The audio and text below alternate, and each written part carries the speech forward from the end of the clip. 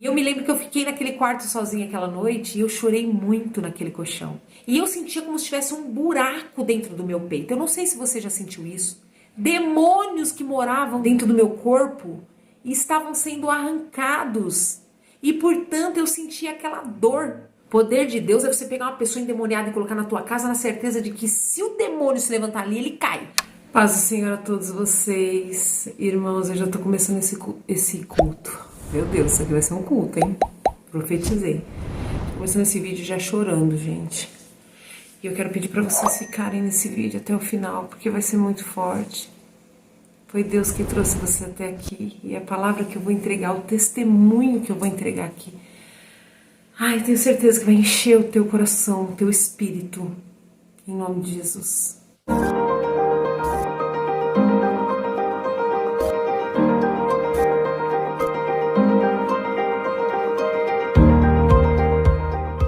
Bom, gente, antes de começar o assunto do vídeo, quero pedir para você se inscrever nesse canal. Se inscreva aqui embaixo quem ainda não é inscrito, deixe seu curtir, seu comentário, porque esse vídeo vai ser propagado cada vez mais pela internet. Também você que puder enviar ele no WhatsApp, no grupo das igrejas, no grupo de quem precisa de fé, de quem precisa de cura, de quem precisa de um milagre. Pode enviar, porque Deus vai fazer grandes coisas através desse testemunho. Amém? Irmãos, é o seguinte... Hoje eu vou contar pra vocês o que eu tô passando hoje no momento, um testemunho que eu tô vivendo no momento, tá? Quem segue no Instagram já tá super envolvido nesse assunto. Aqui o pessoal do YouTube ainda não tá, mas eu vou falar mais profundamente aqui no YouTube, porque aqui a gente tem essa possibilidade de fazer algo mais profundo. E junto com esse vídeo eu também vou contar algo que aconteceu na minha vida na época da minha conversão. Pra quem não sabe, eu fui viciada em drogas, em álcool, eu fui do crime, eu fui da criminalidade. E no momento em que eu me converti numa casa de recuperação, fui internada numa casa de recuperação, eu passei algo que eu ainda não contei aqui, algo espiritual muito forte. Vocês que gostam de experiência sobrenatural, fica até o final do vídeo, porque vocês vão ver que tem tudo a ver com o que está acontecendo agora na minha vida. Bom, uma das coisas que está acontecendo na minha vida são várias coisas, gente. Existem 5 crianças que entraram na minha vida, algo muito forte que Deus está fazendo através de mim. Mas hoje eu não vim falar delas, hoje eu vim falar do Wallace, que é uma criança que tem hidrocefalia. Vou deixar uma foto dele aqui com autorização da mãe dele, a Suelen. A mãe do Wallace, ela é crente, ela é uma cristã cheia do poder de Deus. Tenho certeza que se você for lá no Instagram, vou deixar aqui embaixo no box de informações o Instagram dela, tenho certeza que você vai ser cheio de fé, Deus vai te chacoalhar. Porque pensa numa mulher que tem a prova de ter um filho com hidrocefalia, que agora tem quase 3 anos, que até então não tinha tido nenhum tipo de tratamento corretivo a respeito da hidrocefalia. No entanto, que a cabeça dele ficou deste tamanho, que não é normal. Existem muitas pessoas com hidrocefalia, mas que têm o tratamento adequado e que a cabeça não cresce. O líquido é drenado através de um dreno que se coloca dentro do cérebro. E esse tratamento já é feito há alguns anos aqui no Brasil, mas o Wallace, por algum motivo, que eu não consigo entender até hoje, ele não conseguiu entrar nesse tratamento. E eu conheci o Wallace agora, poucos meses atrás. Eu estava cantando numa igreja quando a mãe dele estava lá. Na verdade, eu fui fazer uma visita na casa do Wallace antes desse episódio da igreja. Ela mora lá no bairro onde eu trabalho.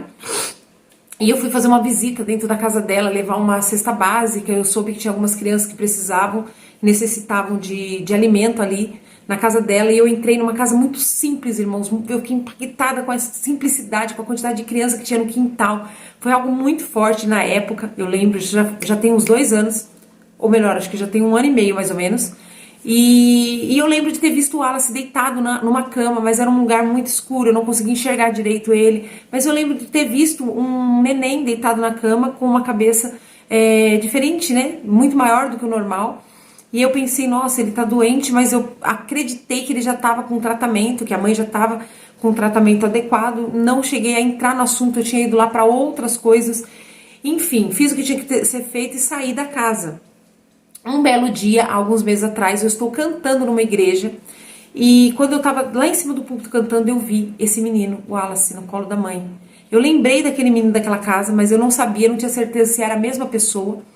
Porém, quando eu desci do púlpito, eu fui falar com ela e eu perguntei pra ela o porquê que o filho dela estava daquele jeito, por que não tinha tratamento, né? Porque se existia o tratamento e não estava sendo eficaz, o que estava acontecendo na história dele, né? E falei para ela que eu trabalhava no posto de saúde. Quando eu falei isso para ela, ela disse para mim que sim, que já me conhecia e que eu já tinha ido na casa dela levar a cesta básica. Então eu entendi que era a mesma pessoa. Naquele momento eu só pensei em levar mais uma cesta básica para ela, não pensei em mexer com o tratamento, porque ela falou para mim que ela já estava sendo acompanhada no posto de saúde, mas que não era o posto de saúde do bairro onde ela morava, que era um outro posto de saúde que tinha acolhido ela. Enfim, tô tentando resumir para vocês entenderem, gente. Eu peguei o telefone dela e procurei levar mais uma cesta básica para ela. Aí conheci uma outra casa, ela já estava numa outra casa, já estava morando em outro lugar. E naquele momento eu comecei a conversar com essa mãe, com a Sueli, e fui entendendo que esse menino estava sem tratamento adequado. Ele tinha acompanhamento no posto de saúde como se fosse uma criança normal, mas um tratamento específico para hidrocefalia não estava sendo feito, não estava sendo realizado. Em 2023, numa cidade como Atibaia, que é uma cidade rica, uma cidade conhecida com uma boa saúde, nós sabemos que nós temos uma ótima estrutura na saúde, por algum motivo, por vários motivos na verdade, porque uma tragédia como essa nunca é realizada por apenas um erro, é sempre uma sequência de erros. Então ela passou por vários médicos, ela já tinha passado por neurologista, ela já tinha passado pela USP em Bragança, ela já tinha passado por vários locais, mas por algum motivo todos esses locais não davam o tratamento que corrigisse aquela situação daquela criança. E nós acolhemos ela no posto de saúde, começamos a encaminhar de novo para neurologista, para poder entender o porquê que não estava sendo feito. E eu me lembro que a Suelen disse para mim que quando ele nasceu lá na USP, a USP, né, os médicos da USP daquela época disseram para ela que ele não poderia colocar o dreno, né, a válvula que a maioria das crianças com hidrocefalia recebe, porque ele não tinha cérebro suficiente para ser colocada a válvula. Além da hidrocefalia, ele tinha falta de algum pedaço, alguma parte do cérebro dele estava faltando, ele não tinha o cérebro completo. E que aquilo não poderia ser feito. E que eles não tinham estrutura para fazer uma cirurgia no Wallace. Então ela aceitou aquela palavra dos médicos, eles disseram que ele não tinha nenhum prognóstico de vida. Eu perguntei para Suelen, mas quanto tempo de vida eles disseram que o Wallace tinha? E naquela época que ele nasceu. E ela disse que ele já era um milagre, porque eles não deram nenhum dia de vida, e que ele iria fazer 3 anos já. Então que ele já era um milagre, que Deus já tinha feito esse milagre na vida dele estar vivo. É uma mãe muito amorosa, que ama muito seu filho. E, enfim, irmãos, estou contando toda essa história para dizer que eu tentei por algumas vezes, né, colocar ele na USP de novo, porque a nossa referência de hospital, ele foi para a USP, a gente conseguiu de novo uma avaliação na USP, e de novo os médicos da USP disseram que lá eles não tinham condições de mexer, que se mexessem na cabeça do Wallace ele ia morrer. A mãe imediatamente falou, não, se vocês estão dizendo, né, garantindo que ele vai morrer se mexer, então não precisa mexer, eu vou viver com ele da forma como Deus permitir, até o dia que Deus permitir. E nesse momento, ela voltou para Atibaia, né? Isso já tem, acho que mais ou menos 1 mês e meio que a gente teve essa resposta da USP.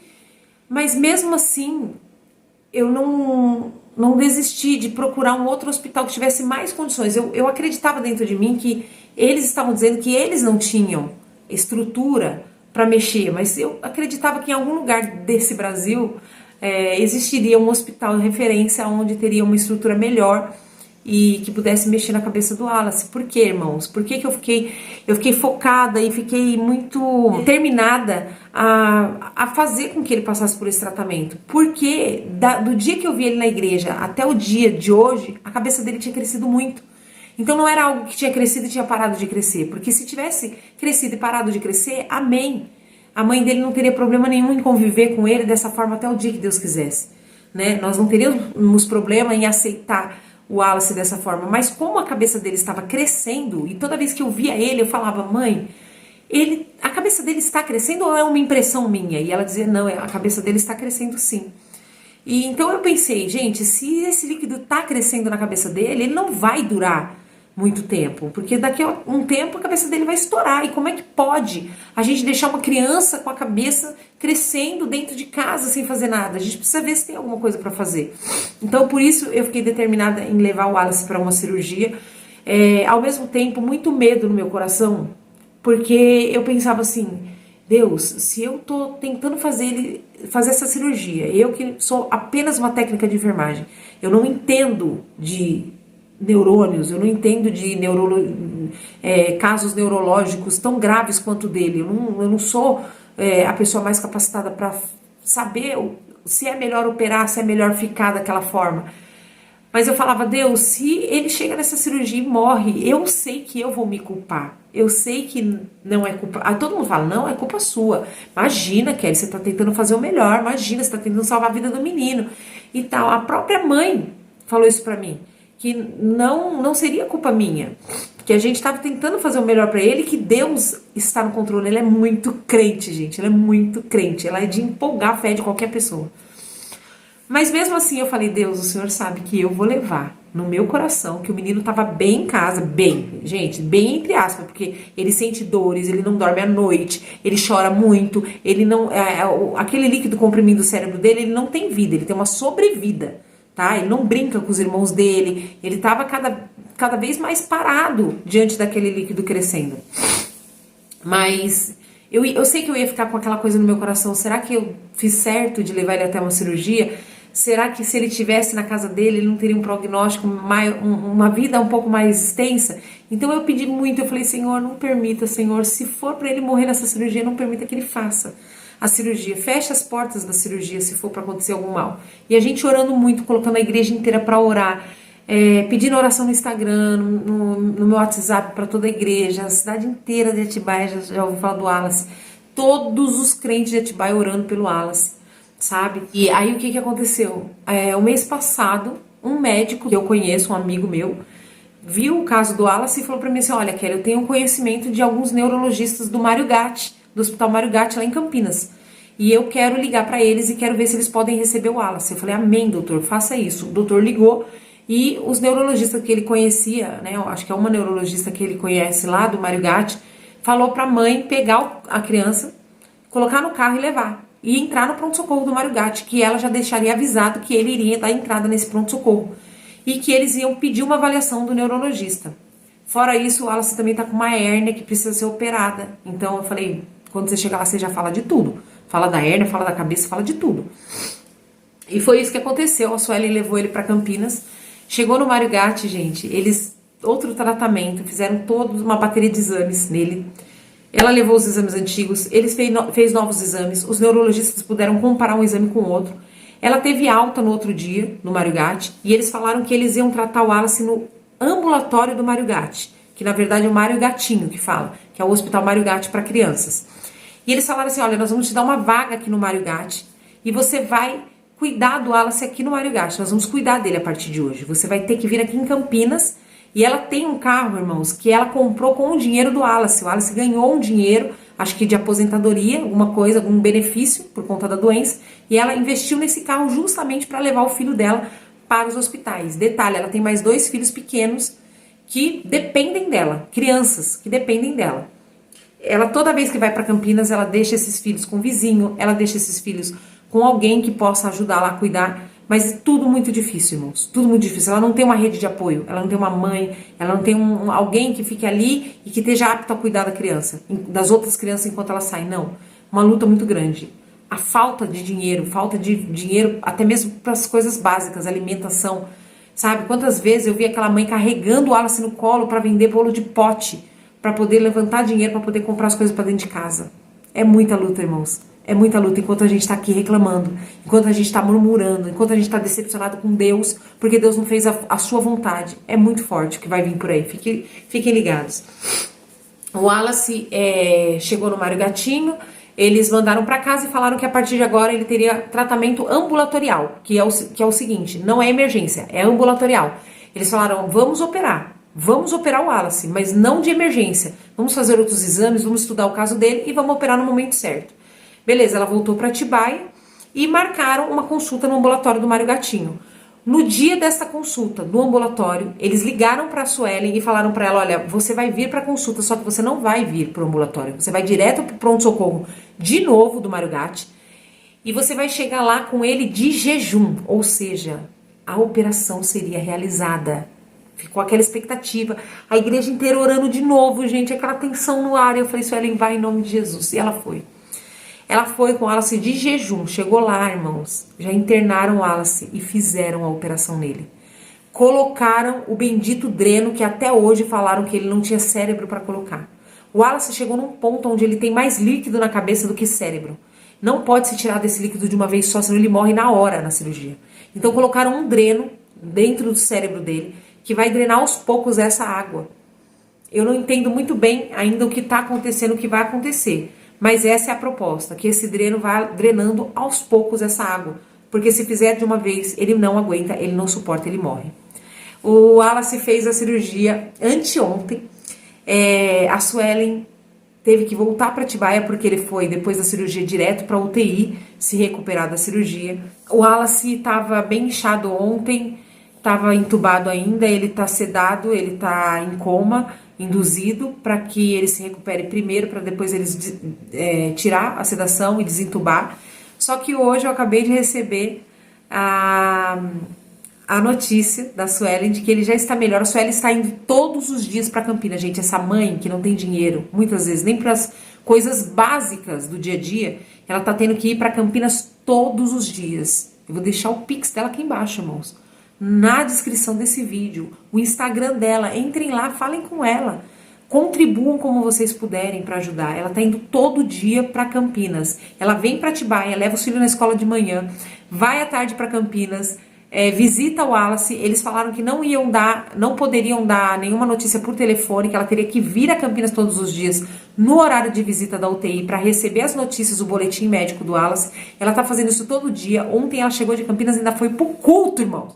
Ela foi pro culto! Eu não acreditei, eu falei, Deus dos crentes. É muito abençoada essa mulher, gente, vocês não têm noção. Daí, hoje ela me disse agora, por isso que eu tava até chorando, gente. Ela acabou de me falar que ele tá melhorando, que tiraram a sedação, que ele ainda tá muito sonolento, mas os médicos falaram que vai dar uma animada nele agora, pra ele ficar mais acordadinho, pra poder desentubar, para poder dar alta da UTI. E a médica ainda falou que semana que vem ele vai ter alta da UTI, que vai pro quarto normal. Olha isso que loucura. Gente, Deus tá fazendo um milagre. Por favor, coloque o Wallace na oração de vocês, por favor, por favor. Orem pelo Wallace, façam uma corrente muito grande, muito gigante de oração para que Deus venha fazer um milagre. Eu quero ver o milagre. O que eu ia falar para vocês agora da experiência que aconteceu comigo no passado e que tem a ver com isso hoje é o seguinte. A Suelen vira pra mim e fala pra mim assim, Kelly, olha, no sábado eu vou pra Campinas e como as crianças não têm escola, eu vou conseguir deixá-las com alguém e vou pra Campinas no sábado, mas eu quero dormir lá em Campinas e só voltar no domingo, porque aí eu visito ele no sábado e visito no domingo, porque tá sendo muito cansativo, muito difícil financeiramente falando, pra ir e voltar todos os dias. Então, pelo menos o final de semana, que é um dia onde eu posso deixar as crianças em casa, que elas não têm aula, não têm escola, eu gostaria de ir e dormir lá. Aí ela falou assim pra mim, eu dei essa ideia pra ela, eu falei, Suelen, nós temos igreja em Campinas, eu sou da Assembleia de Deus, Ministério do Belém, eu vou entrar em contato com essa igreja de Campinas e vou achar uma casa de alguém que possa te acolher, que você possa dormir. Ela falou, Kelly, pode tentar, mas se não conseguir, não tem problema, eu durmo dentro do carro. Levo meu cobertorzinho, levo meu travesseiro e fico feliz dentro do meu carro. Eu falei, amém. E aí eu liguei pro meu pastor e falei, pastor, o senhor que conhece, o senhor que é o chefe, ligue, por favor, para Campinas, fale com a igreja de Campinas, veja uma casa que possa acolher a Suelen durante a noite. Não sei, irmão, se eu consegui ou não, eu ainda não falei com o meu pastor, isso foi hoje, tá? Hoje eu falei com o meu pastor, hoje ele falou que ia ver isso pra mim, e ele ainda não me deu a resposta porque ele foi pro culto. Porém, isso me lembrou o que aconteceu comigo quando eu me converti na casa de recuperação. E eu falei que eu vou fazer um vídeo sobre isso porque a igreja precisa voltar a ser igreja. A gente precisa levar um sacode. Irmãos, quando eu estava no mundo das drogas, eu era uma figura destruída. Eu era uma figura que parecia um demônio. Eu era magra, feita uma caveira. Eu era endemoniada, eu era drogada, eu era alcoólatra, sabe? Eu era uma pessoa que não tinha valor, não valia nada. Eu era uma menina de 18 anos, mas muito perigosa, sabe? Eu já tinha cometido crimes na minha vida, inclusive, já tinha sido presa, inclusive, né?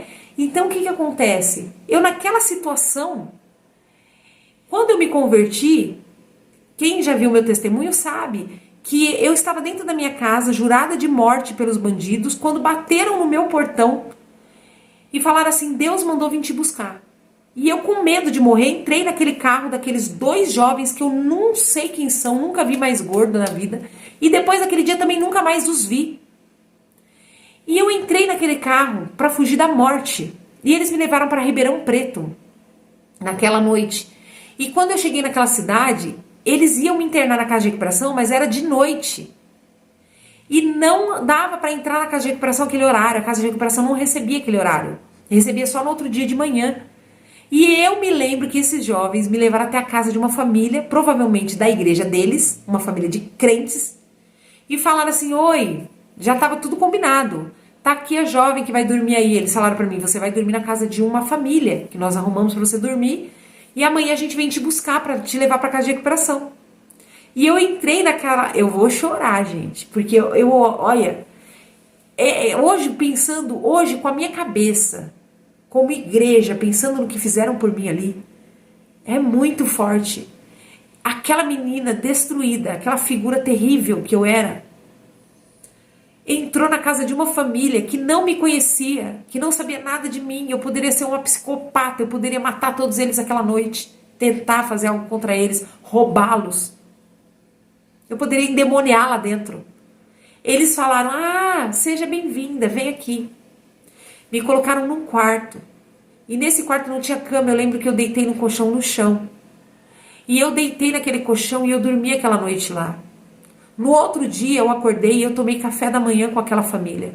Eles me colocaram na mesa da cozinha, a gente comeu, eles me deram alguma coisa para comer, não lembro o que era, pão, leite. E depois aqueles jovens chegaram e me pegaram ali, logo cedo, bem cedo, e me levaram para casa de recuperação. E eu me lembro que eu fiquei naquele quarto sozinha aquela noite e eu chorei muito naquele colchão. Eu chorei muito deitada naquele colchão. E uma coisa muito importante, uma experiência muito forte que eu passei naquele colchão, foi que eu chorava porque eu sentia uma dor muito forte no meu peito.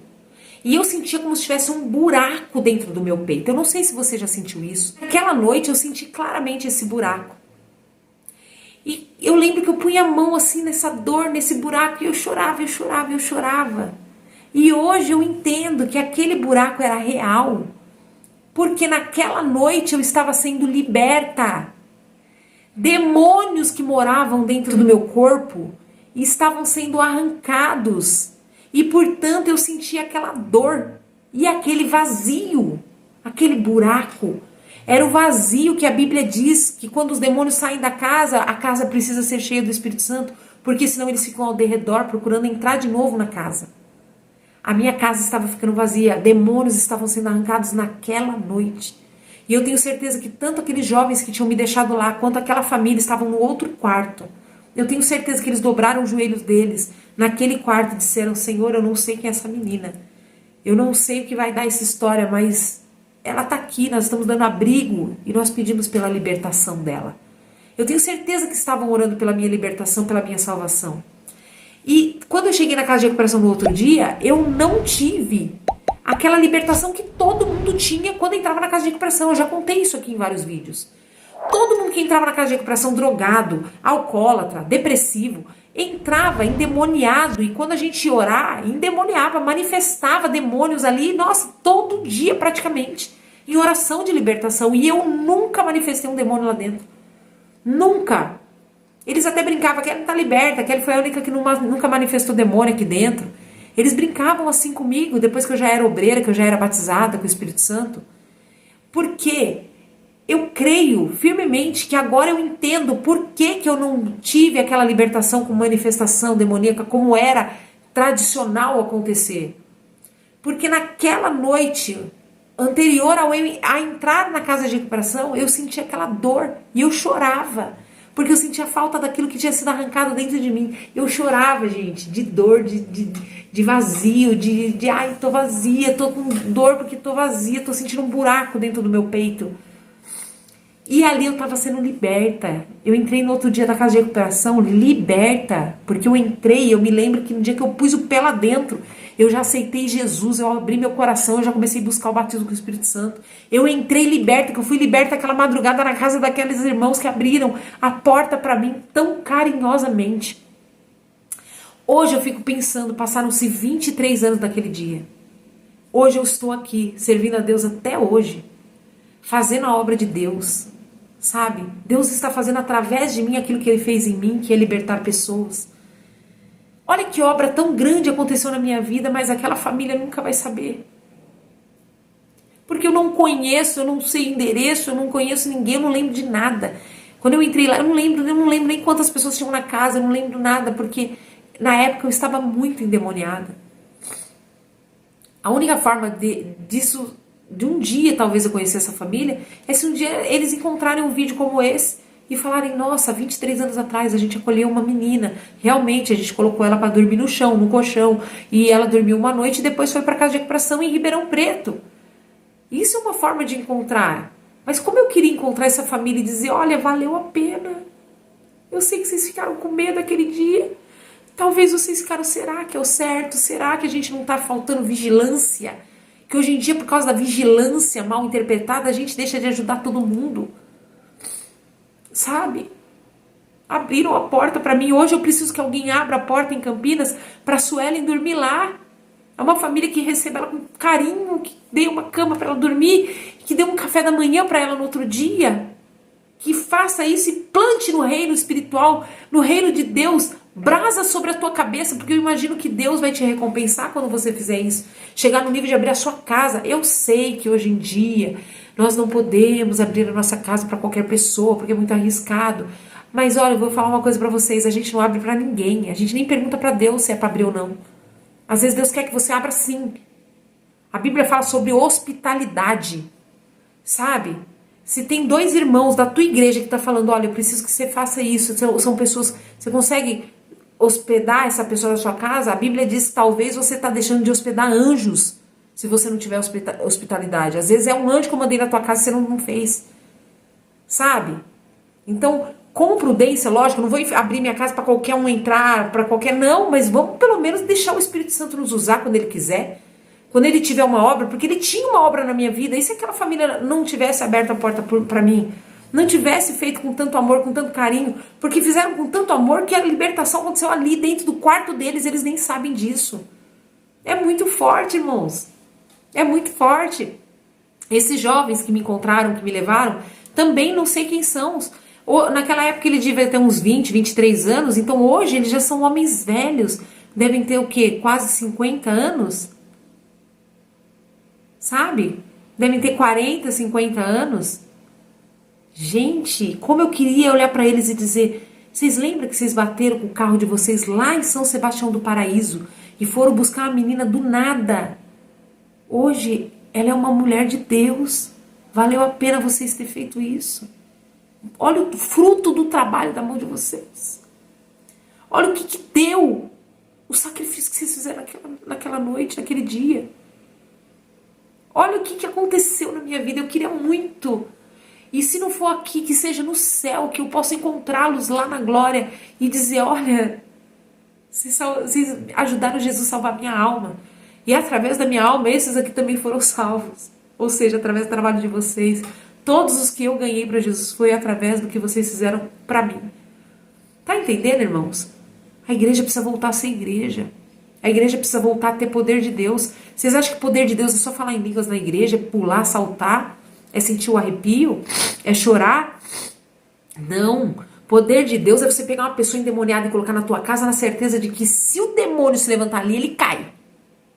Que ele vai ter que ser subjugado ao amor de Deus que está dentro do teu lar. Sabe? Isso aqui é uma casa de crente.